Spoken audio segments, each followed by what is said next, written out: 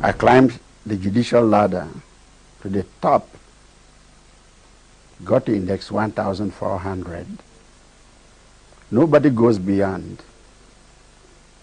Saved my country for at least 4 decades, only to end up the way I am. I'm unable to foot my medical bills because not only has my pension been retained by the government without any reason, without even informing me, for close to 7 years, but for over 5 years now, my bank accounts have been frozen. Mr. President of the Republic, if I stood against constitutional amendment, I have nothing against you. It was a matter of principle.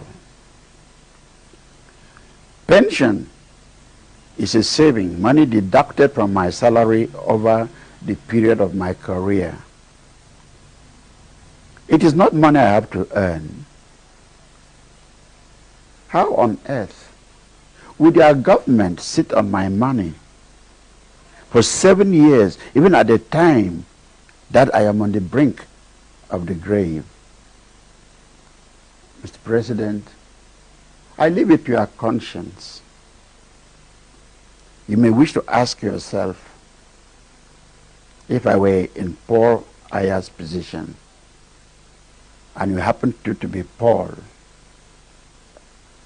the wonderful preacher, the wonderful teacher, if we bear that name truly, I leave it to your conscience.